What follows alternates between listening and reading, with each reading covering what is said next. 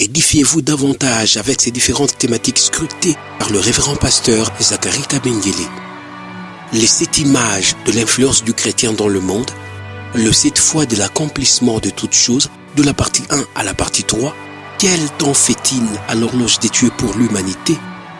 Délivré de l'esclavage pour servir l'Éternel, de la partie 1 à la partie 7. La résurrection du Seigneur Jésus-Christ. Les événements eschatologiques, de la partie 1 à la partie 10. Ce qui entre en toi détermine ce qui est en toi. La double portion, de la partie 1 à la partie 5. Retrouvez-nous également sur toutes les plateformes de réseaux sociaux. Zacharie Kabengele, nouvelle cité de David. YouTube, Zacharie Kabengele à Bible ouverte. Que Dieu soit loué, que Dieu soit béni. Donc, comme nous le disions tout à l'heure dans la prière, que Dieu te fasse grâce ce matin encore et qu'il consomme ta foi. Hébreux 12, 2 dit ceci, que Jésus-Christ, il est le chef et le consommateur de notre foi. Il est celui qui suscite cette foi dans nos cœurs. Et lorsque nous la libérons, il la consomme. Lorsque Bartimée a fait parler la foi dans son esprit, j'ai dit vendredi ceci, que la foule, oui, il y avait les apôtres et tout le monde, ils ont réagi. C'est vrai, parfois on enseigne, on condamne leur réaction.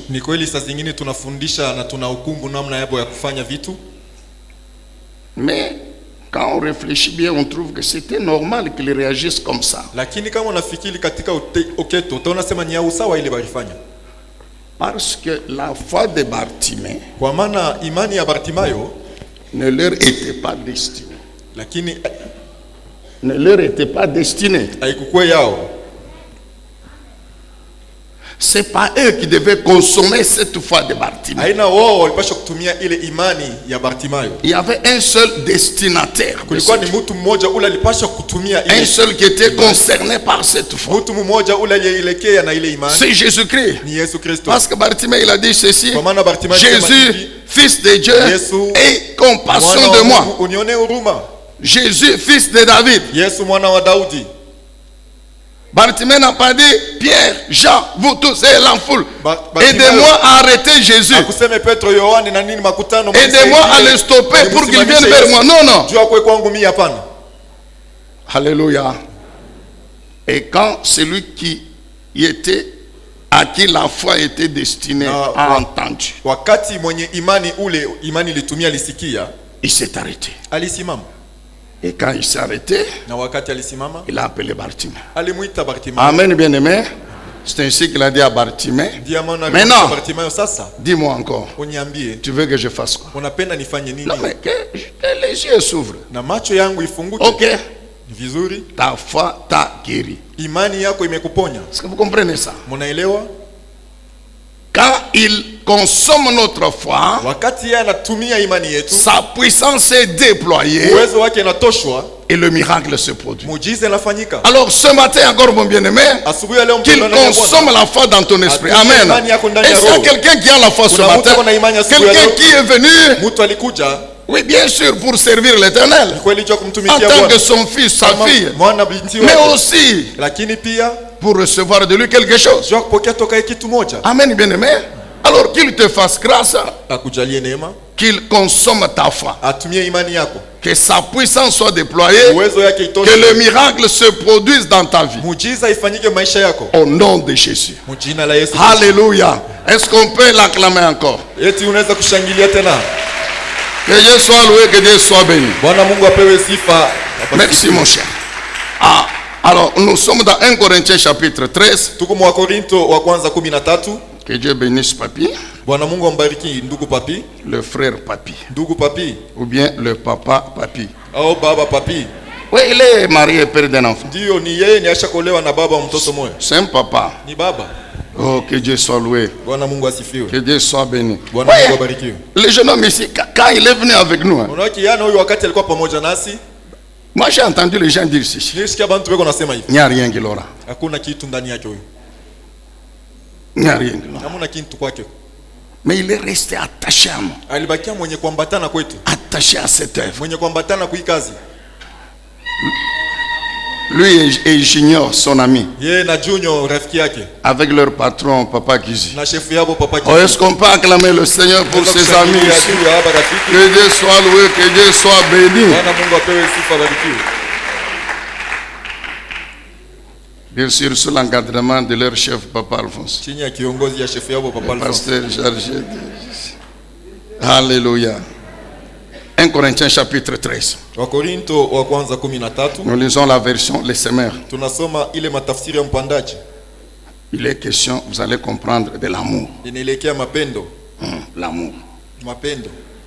En effet, hakika, si je parlais les langues des hommes et même celles des anges, ningelisema malugha ya watu hata malaika, si je n'ai pas l'amour, kama siko na mapendo, je ne suis rien. Siko kitu de plus qu'une trompette claironnante ou une cymbale bruyante. Supposons que j'ai le don de prophétie, que je comprenne tous les mystères et que je possède toute la connaissance. Supposons que j'ai dans toute sa plénitude la foi qui peut transporter les montagnes. Si je n'ai pas l'amour, je ne suis rien. Si même je sacrifiais tous mes biens, jusqu'à sacrifier ma vie pour aider les autres, au point de pouvoir même m'en vanter, si je n'ai pas l'amour, cela ne me sert de rien. Alors, l'amour est patient. L'amour, il est plein de bonté. L'amour n'est pas envieux. L'amour ne cherche pas à se faire valoir. L'amour ne s'enfle pas d'orgueil. Il ne fait rien d'inconvénient ou de malhonnête. L'amour ne cherche pas son propre intérêt. L'amour ne s'écrit pas contre les autres. Il ne trame pas le mal ou bien il ne cherche pas le mal. L'injustice attriste l'amour. La vérité réjouit l'amour. En toute occasion, l'amour pardonne. L'amour fait confiance. L'amour espère. L'amour persévère. L'amour n'aura pas de fin. Soulignez, l'amour n'aura pas de fin. Les prophéties cesseront un jour. Les langues inconnues prendront fin un jour. La connaissance particulière cessera un jour. Notre connaissance est partielle et partielles sont nos prophéties. Le verset 13. Le verset 13. En somme, trois choses demeurent. C'est-à-dire la foi, l'espérance et l'amour. Mais la plus grande de ces choses, c'est l'amour. Est-ce qu'on peut acclamer la parole du Dieu Tout-Puissant? Alors, bien aimé, nous voulons cette semaine essayer de conclure, du moins pour l'instant, ce sous-thème sur l'exercice des dons. Alléluia. Alors, nous parlons aujourd'hui sur le plus grand don. Le don le plus grand. Le don le plus excellent. Qui est l'amour. Le don le plus excellent. Le plus puissant. Le plus grand. Ce don, c'est l'amour. Amen, bien-aimé dans le Seigneur. Amen. Premièrement, nous pouvons noter ceci. C'est dans l'introduction. Qu'est-ce que l'apôtre Paul dit? L'apôtre Paul dit que je peux avoir tous les dons. Il en cite quelques-uns ici. Il parle des langues des hommes et des anges. Il parle du don de prophétie. Il parle du don de la connaissance de tous les mystères inconnus là. Le don de la foi qui transporte les montagnes, vous vous rappelez? Il dit que même si j'ai tous ces dons-là, si je n'ai pas l'amour, je ne suis rien du tout. Il ajoute, même si j'ai le don d'hospitalité, c'est-à-dire la bienveillance ou la générosité, même si j'ai tellement ce don-là de donner aux autres au point de me donner moi-même. Il y a des versions qui disent jusqu'à me faire brûler moi-même. On a dit tout pour moto, tu te jettes dans le feu pour montrer aux autres que vous les aimez. Mais si vous n'avez pas cet amour, est-ce que vous comprenez ça? Vous n'êtes rien du tout. Ça paraît surprenant. Nous avons été enseignés sur les dons. Et nous avons compris suffisamment l'importance des dons spirituels, des talents.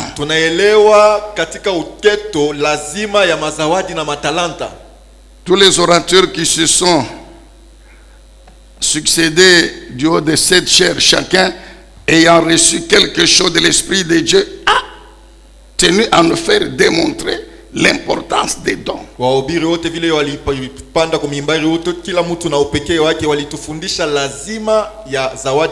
sûr, se basant sur la parole de Dieu. 1 Corinthiens 12. L'apôtre Paul, il explique. Quand vous lisez aux Romains, l'épître aux Romains, aux Éphésiens, il revient sur les dons, sur leur importance. Mais comment se fait-il qu'il puisse tirer une telle conclusion? Quand bien même j'exerce tous ces dons-là, tous les talents du monde,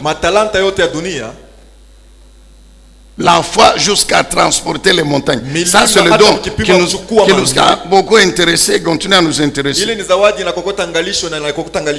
Surtout que c'est elle qui déclenche la puissance du Messie, du Sauveur. Mais Paul dit que quand bien même j'ai tous ces dons-là, si je n'ai pas l'amour, je ne suis rien. C'est-à-dire que ça ne sert à rien. Pourquoi, bien-aimé? Notez ceci. C'est parce que l'exercice des dons,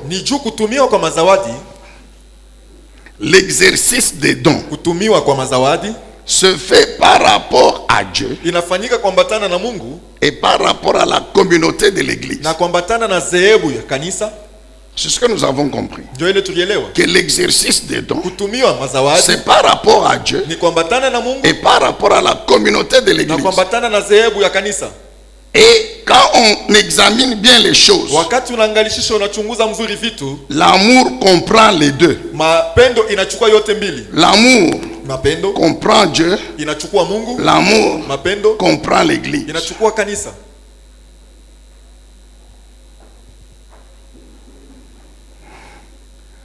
L'exercice des dons sans se référer à Dieu, sans tenir compte de la source qui est Dieu, afin qu'il soit glorifié. Virgule.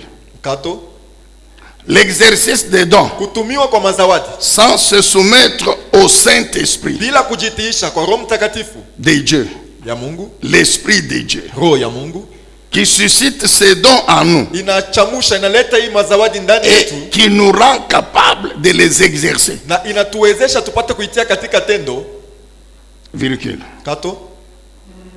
l'exercice des dons, kutumikisha mazawadi, sans se préoccuper bila kutaabishwa des intérêts de la communauté. na mafaida ya zehebu. Cet exercice Ile kutumikisha kwa mazawadi ne sert à rien. haina na mafaa, Il ne conduit pas à la bénédiction. haipeleke kubaraka. C'est ça ce que ça veut dire. Ndio maana yayo, Que l'homme qui exerce ses dons mtu ambaye anatumikisha hii mazawadi ne bénit pas la communauté. asibariki watu, Et asibariki zehebu, lui-même n'est pas béni. na yeye mwenyewe ana mwenye kubarikiwa. Nous avons dit ceci. Tulisema hivi, Pourquoi l'apôtre Paul dit juu ya nini mtume Paulo anasema que sans l'amour, bila mapendo l'exercice des dons est inutile? kutumikishwa kwa mazawadi ni kwa bure, hakuna na mafaa. Parce que Juu l'amour mapendo se réfère à Dieu, inajangalishisha kwa Mungu, l'amour se réfère mapendo inatazama à l'église. kanisa. On ne peut pas exercer les dons sans Hawezi kutumikisha zawadi bila les deux. ile mbili, Sans Dieu, bila Mungu sans l'église. na bila kanisa. C'est-à-dire sans tenir compte de l'existence des deux. Maana yake bila kuangalisha sasa hii mbili kwako. Or, l'amour concerne les deux. Mapendo nelekea hii mbili. Bien aimé, qu'est-ce l'amour? Mapendo ni nini? Maintenant, posons la question. Tujiulize basi ulizo. L'amour dont l'apôtre Paul parle, Mapendo ambaye mtume Paulo anasemezea, disant que si on ne l'a pas, mwenye kusema kama una nayo, même si on a tous les dons, donc tous les dons là yote décrits dans la Bible, toi tu les as. vile imeandikiwa ndani ya Biblia, Toi tu les as. wewe uko nayo, Tu les exerces. uko naitumikisha. Mais pourquoi il dit que si, quand bien même, Juu ya nini anasema hata kama tu as tous ces dons, uko na ile mazawadi yote, tu ne sers à rien hauna na mafaa si tu n'as pas l'amour. kama una na mapendo? Alors posons encore la question. Basi tujiulize tena ulizo. L'amour c'est quoi? Mapendo basi ni nini? Bien aimé, l'amour Mapendo demeure inabaki le inadumu. plus grand commandement, nous le savons. Amri kubwa tunaijua.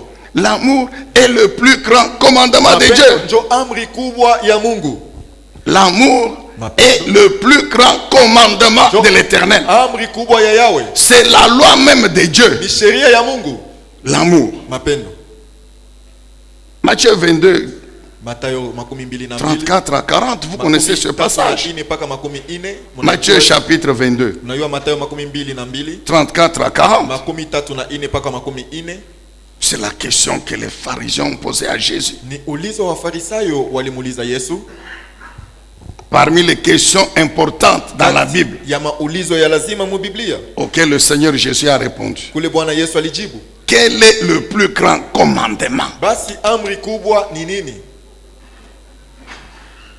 Toi, tu dis que tu es le Messie. Wewe unasema uko Mesia. Tu dis que tu es le Fils de Dieu. Wewe unasema uko mwana wa Mungu. Ok, très bien. Ni vizuri. Maintenant, dis-nous. Sasa utuambie. Tu dis que tu viens de Dieu. Unasema unatoka kwa Mungu. Maintenant, quel est le plus grand commandement de ce Dieu-là? Basi amri kubwa ya huyu Mungu ni nini? La Bible dit bien c'était pour le piéger. Biblia inasema ilikuwa ni jua kumteka. Parce que leur objectif, je le répète encore aujourd'hui, était de démontrer que Jésus, kwamba Yesu il blasphémait alikuwa na kufuru contre Dieu. juu ya Mungu. Il rejetait la loi de Dieu Alitupa amri ya Mungu ou la loi de Moïse. wala amri ya Musa.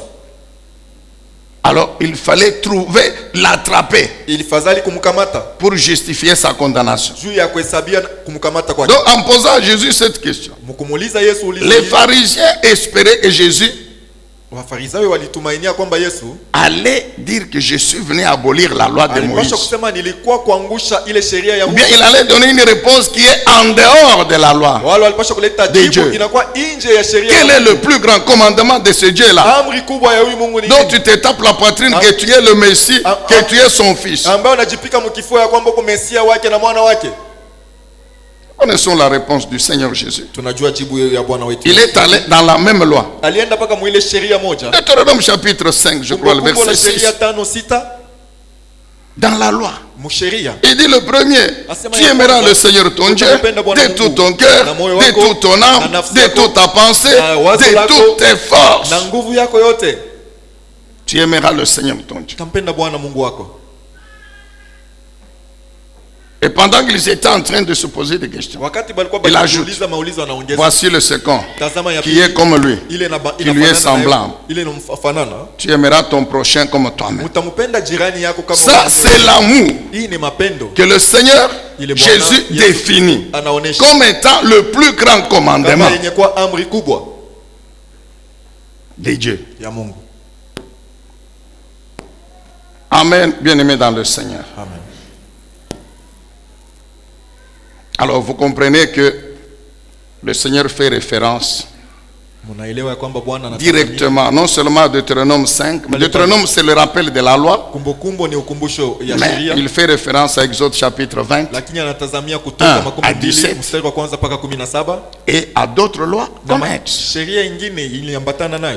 Parce qu'il dit dans Matthieu, toute la loi, c'est-à-dire Exode 21 à 17 et les autres, et les prophéties, tout est résumé dans ces deux commandements. Nous vous rappelons aujourd'hui encore que l'amour concerne donc Dieu et le prochain. Et le prochain, c'est la communauté de l'Église. C'est pourquoi nous avons dit que l'amour concerne les leaders et que si vous exercez les dons sans cet amour, vous n'êtes rien et vous ne servez à rien. Amen, bien-aimés dans le Seigneur. C'est pourquoi, quand vous lisez ce chapitre, je sais que la plupart des versions, à part la version parole vivante, mais les autres versions parlent l'amour est, dont celle que nous venons de lire, l'amour est. Mais il faut faire attention. Il ne faut pas considérer l'amour comme quelque chose d'abstrait. Vous voyez, on dit l'amour est patient. Comment comprendre ça? Si vous considérez l'amour comme quelque chose d'abstrait, bon, vous n'allez pas comprendre. L'amour n'en vit pas. L'amour n'entre pas en colère. Pour que vous compreniez bien, il faut comprendre que ici, l'amour est personnifié. C'est comme la parole de Dieu dans Jean 1. Elle est personnifiée. Après avoir parlé la parole, au verset 14, le Saint-Esprit précise que cette parole n'est rien d'autre que Jésus-Christ. C'est pourquoi, dès le premier verset de Jean chapitre 1er, il est écrit: au commencement était celui qui est la parole de Dieu. Était celui qui est la parole de Dieu. Lorsque on développe, on arrive au point de dire que cette parole était la vie et que cette vie était la lumière des hommes, pour nous permet de comprendre que la lumière n'est pas non plus quelque chose d'abstrait.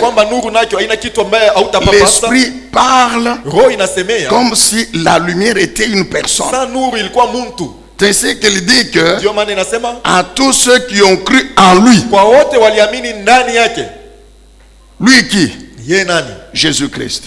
Car c'est lui qui est la lumière. Donc même ici, l'amour ne doit pas être compris comme quelque chose d'abstrait. Non. Mais ici, l'amour est personnifié. Ici, il s'agit des choses que l'homme qui exerce les dons doit faire pour démontrer qu'il a aussi l'amour. L'homme qui exerce les dons doit en plus développer des vertus spirituelles exigées par la loi pendant qu'il vit. En exerçant les dons, il développe les vertus spirituelles exigées par la loi.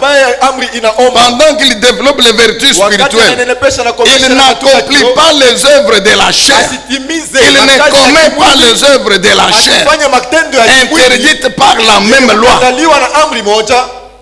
Or, nous savons que le fondement de la loi, c'est l'amour.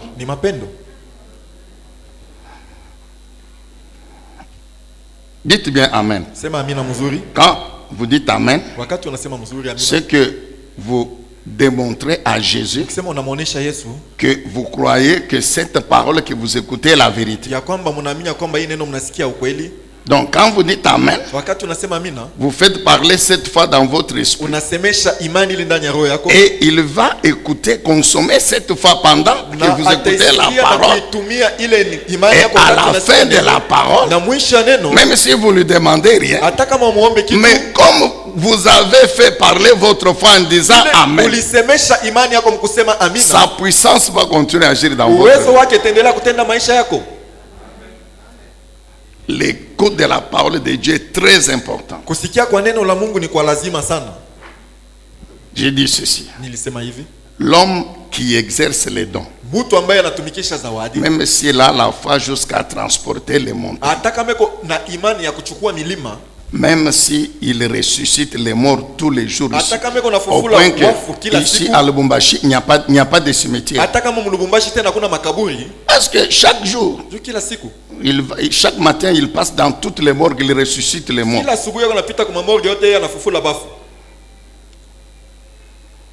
Même si vous êtes comme ça, si vous n'avez pas l'amour, vous n'êtes rien. Ça veut dire quoi? Je vous dirai à la fin. Vous avez ressuscité les morts, vous avez transporté les montagnes, et puis quand la trompette sonne, vous restez. Donc tout ce que vous avez fait là ne vous a servi à rien. Alléluia. Quand vous entrez en détail des choses qui caractérisent cet amour, ou bien des choses que l'homme qui a cet amour doit faire et ne doit pas faire. Je dis, il s'agit donc de vertus spirituelles d'un côté et des œuvres de la chair de l'autre. Les vertus spirituelles qu'il doit faire et les œuvres de la chair qu'il ne doit pas faire. C'est ça l'amour. C'est pourquoi nous avons dit c'est le plus grand commandement.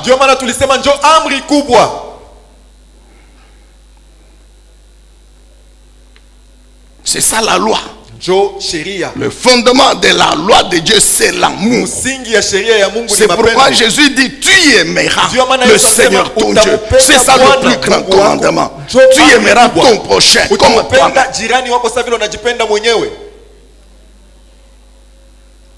Le temps va très vite. Alors, c'est ainsi que si vous voulez bien comprendre, il faut dire ceci. Il faut lire comme ça. L'homme qui exerce les dons, qui a l'amour, il est patient. L'homme qui exerce les dons, qui a en même temps l'amour, il persévère.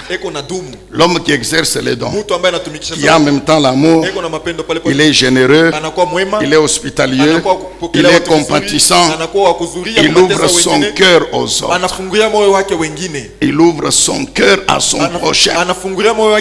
C'est celui qui édifie le prochain, qui construit. On nous a expliqué que l'exercice des dons, c'est pour l'édification du corps de Christ. C'est pour édifier les autres. C'est pour construire les autres. Les aider à croître dans la foi. Les aider à s'affermir dans la vie chrétienne. L'homme qui exerce les dons et qui a l'amour, il n'est pas colérique. La colère, c'est l'œuvre de la chair. Nous connaissons bien la colère et les conséquences de la colère. Cet homme non plus n'est pas rancunier. Quand il pardonne, il a pardonné sincèrement. Mais on le dit tous les jours ici. Dans le couple, l'homme et la femme, Parce que quand on parle de l'amour du prochain, c'est dans la famille où cet amour et c'est le premier champ d'expérimentation de cet amour entre l'homme et la femme. Mais souvent, qu'est-ce qu'on trouve? Lorsque entre l'homme et la femme, cet amour est seulement charnel. C'est seulement quand ils doivent s'amuser là. Là, ils sont en train de se dire qu'ils s'aiment. Mais dès que ça prend fin, c'est fini. Maintenant, tu pars. Non, maintenant, tu pars. Tu as oublié que depuis que l'année scolaire a commencé, les enfants ici sont toujours là. Les enfants sont toujours là. Ils ne sont pas encore partis à l'école. Maintenant, tu es en train de partir. Et l'homme, s'il n'a pas l'amour véritable, surtout si la femme ajoute quelque chose, tu ne sais que ajoutez. Toi, tu sais seulement faire un. Mais l'affaire des enfants ici, ça ne te concerne pas. Manger, n'en parlons pas. Amen, bien aimé. Si l'homme n'a pas l'amour véritable, si l'homme est coléré ou colérique, si il n'est pas en mesure de se maîtriser, encaisser et puis sourire seulement. Amen, bien aimé. Dites encore bien amen. C'est ce que vous allez voir. Jusqu'à la bagarre le matin. Jusqu'à la bagarre. Mais les mêmes là se sont dit qu'ils s'aiment beaucoup la nuit. Amen. Dites amen. Dites bien amen. Et puis la femme dit d'ailleurs, toi tu es toujours comme ça. Il y a 5 ans. L'homme avait commis une bêtise. Et il avait demandé pardon à Dieu et à la femme. La femme avait dit je pardonne. Maintenant le nouveau problème surgit. Tu es toujours comme ça, non? Tu te rappelles? La Bible dit l'homme qui a cet amour n'est pas rancunier. Pourquoi nous nous rappelons les fautes que nous nous sommes commises dans le passé? C'est parce que nous sommes rancuniers.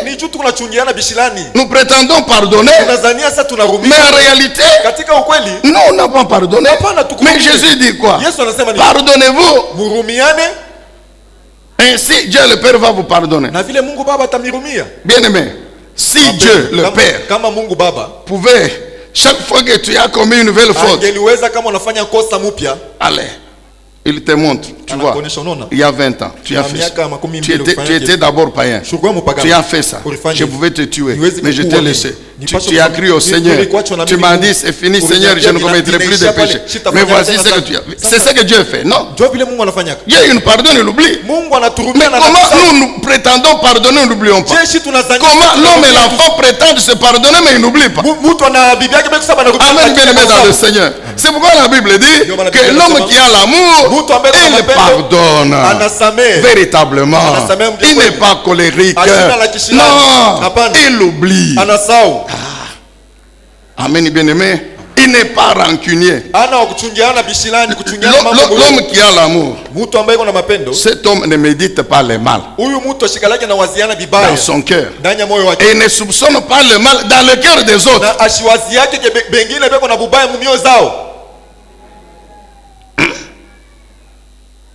Il ne soupçonne pas le mal.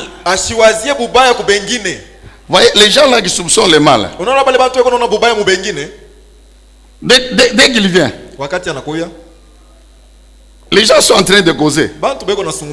Maintenant, ils ont fini leur conversation. Et au moment où il termine la conversation. C'est au moment où toi aussi tu arrives au milieu, au niveau 2. Ou bien au milieu 2. C'est normal qu'il passe à autre chose. Ou bien qu'il reste un peu calme. Mais si toi tu ne fais pas attention, tu vas dire voilà. Comment ils se sont seulement quand je suis arrivé. C'est qu'il parlait contre moi. Là, tu soupçonnes mon frère. Et tu vas quitter maintenant, tu arrives. Tu trouves ta femme. Tu lui dis, tu vois les gens là, ils sont des mauvais. Dès qu'ils m'ont vu, ils se sont tués.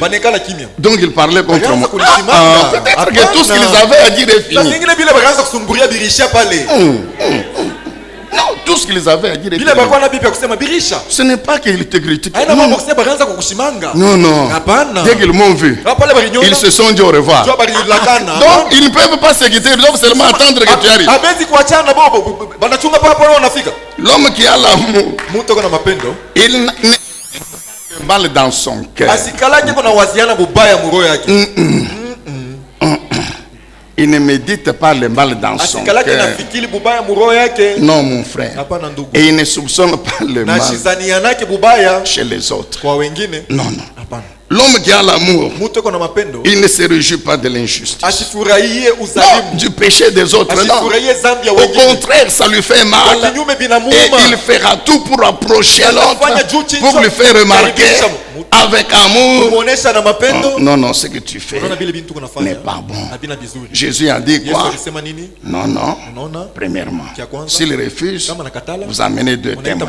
S'il refuse, vous l'amenez à l'église. S'il refuse à l'église, on les chasse. Qu'on s'en débarrasse. Mais on n'est pas encore à ce niveau-là. Il aime la vérité. La vérité, c'est la parole de Dieu. Et il défend cette vérité. L'homme qui a cet amour, cet homme n'est pas égoïste. Il n'est pas non plus avare ni cupide.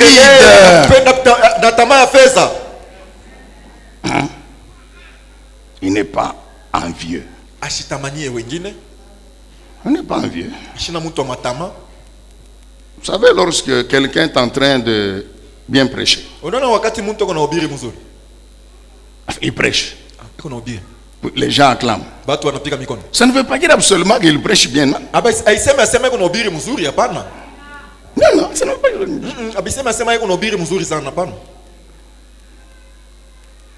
Je vous pose la question. Si je me tiens ici, je dis ceci. Après tout, Jésus est déjà mort sur la croix. Il nous a déjà sauvés. Il a déjà porté sur nous nos péchés. Et les péchés que nous avons commis avant, et les péchés que nous commettrons avant la mort. Donc, vivons comme nous voulons. C'est vrai ou bien c'est faux? Non, je vous pose la question. C'est vrai ou bien c'est faux? C'est faux.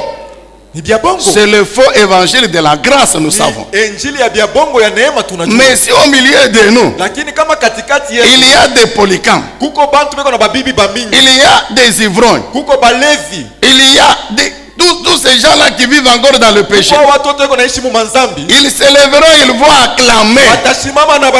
Ils viendront même me donner l'argent ici.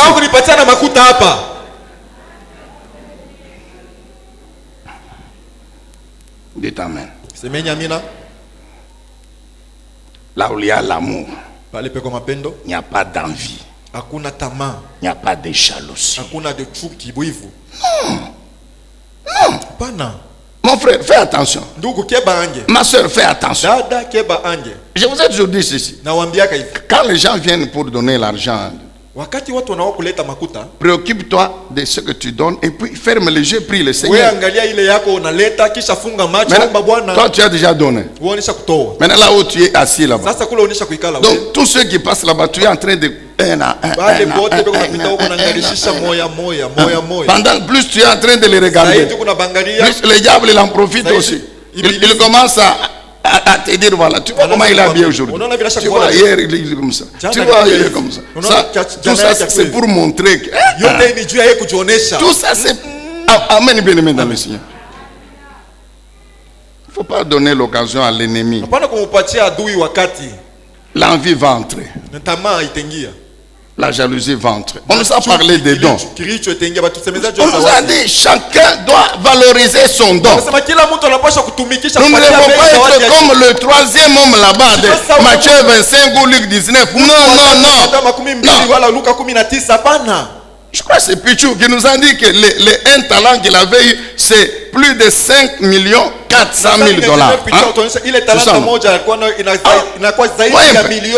Cet homme, 1 talent, 90 000 grammes d'or.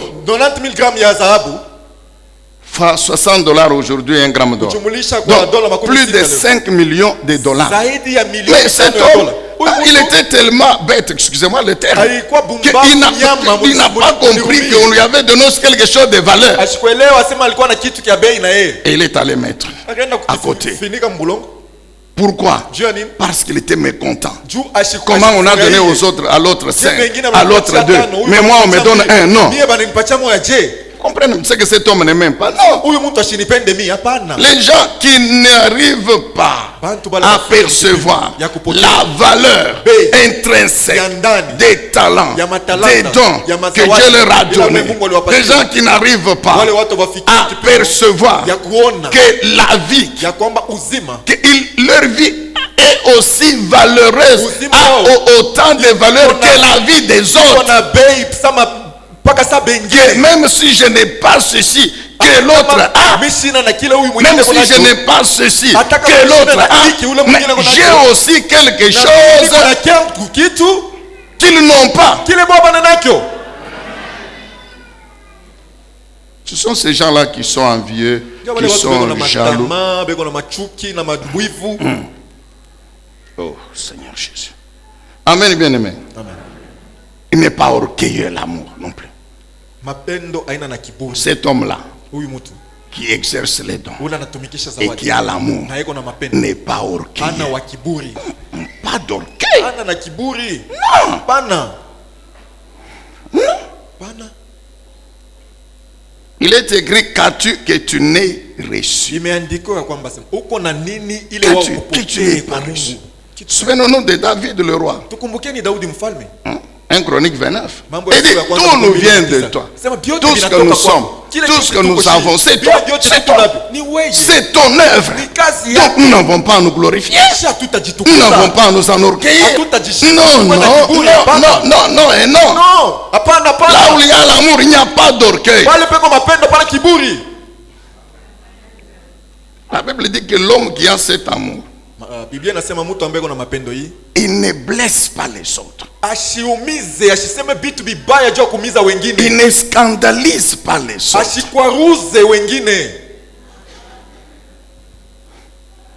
Il ne scandalise pas les autres. Si vous allez dans là où il y a tous ces faux prophètes aujourd'hui, vous allez voir dans les paroles qui sortent de leur bouche, il y a le mépris,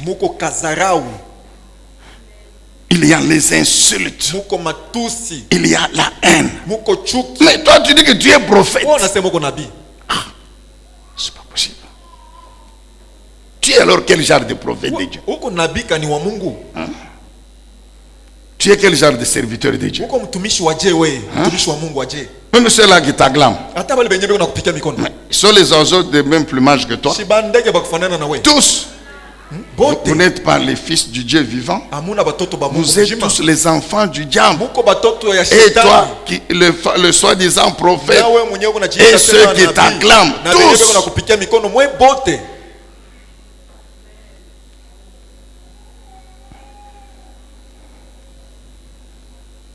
L'homme qui exerce les dons et qui a l'amour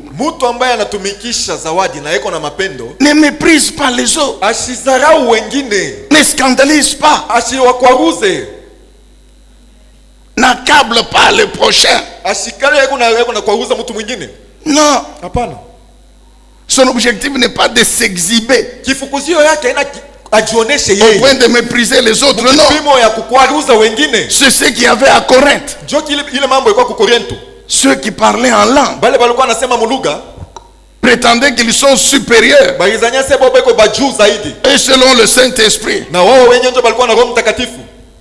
C'est pourquoi l'apôtre Paul leur a écrit cette lettre. Ndio maana mtume Paulo aliandika. Pour leur dire, il n'y a pas que le parler en langue. Sema haina pa mambo kusema lugha. Il y a d'autres dons. Kuko mazawadi ngine. Et que les dons là viennent de Dieu, qui donnent à chacun comme il veut.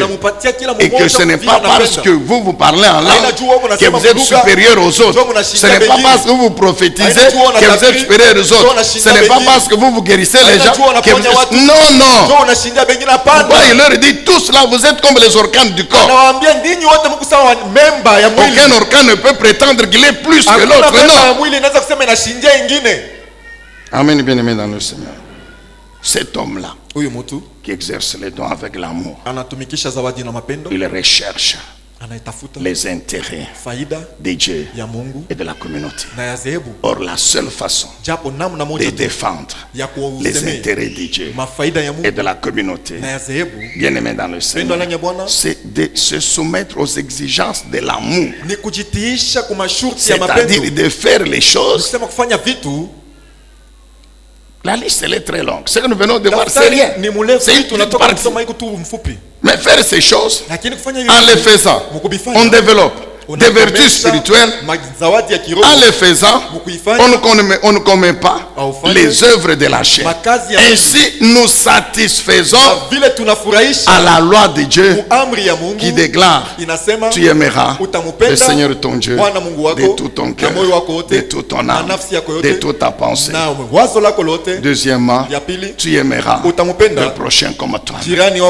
Pour terminer, pourquoi l'apôtre dit que l'amour ne périt pas? C'est-à-dire que l'amour est éternel. Il dit, on peut avoir tous les dons, mais si on n'a pas l'amour, alors il dit l'amour est éternel. On pourrait dire qu'il y a des personnes qui exercent les dons, mais qui vont mourir.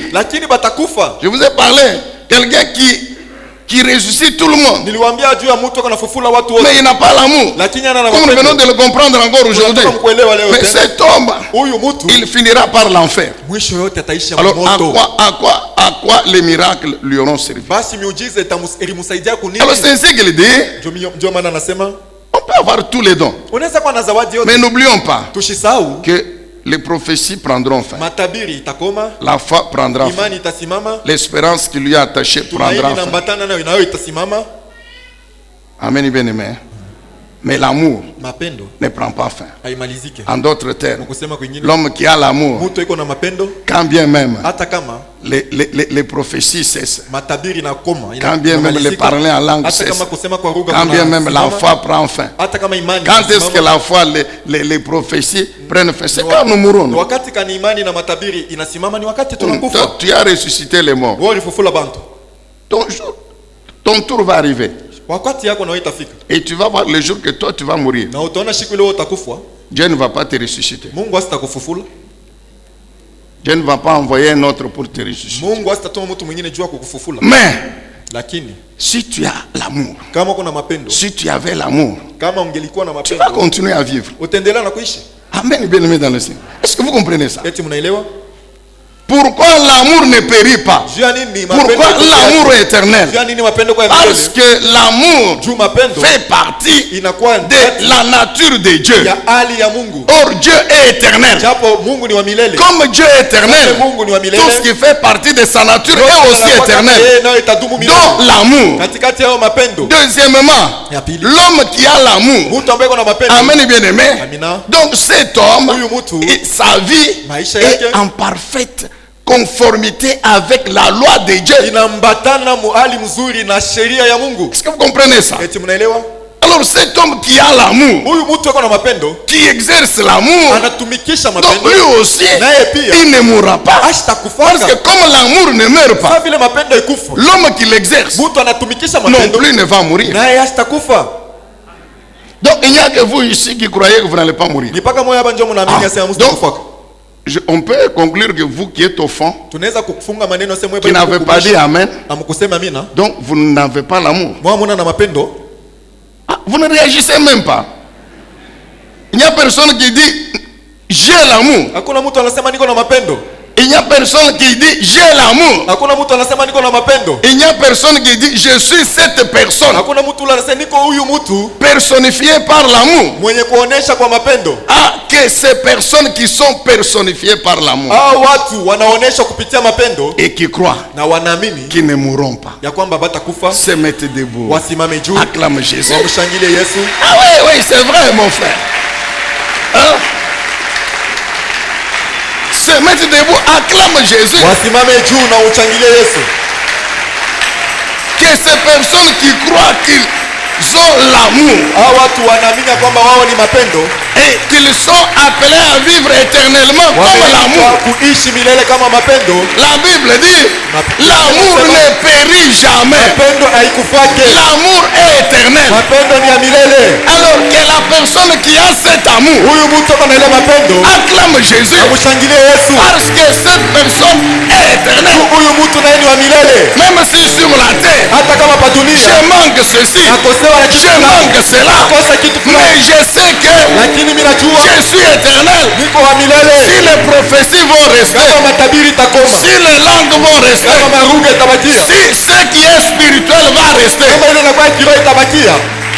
mais que dire des maisons? Que dire de l'argent? Que dire que ça va rester aussi? Mais quand bien même tout cela va rester, moi-même je ne resterai pas, car je suis éternel, parce que j'ai l'amour. Oh, est-ce qu'on parle? Oh, est-ce qu'on parle? Gloire à ton nom, Jésus.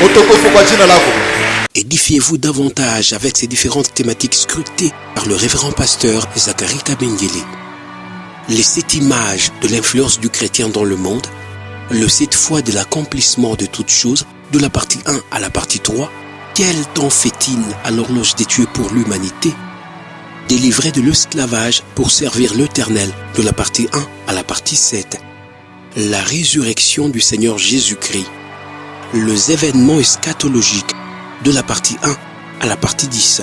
Ce qui entre en toi détermine ce qui est en toi.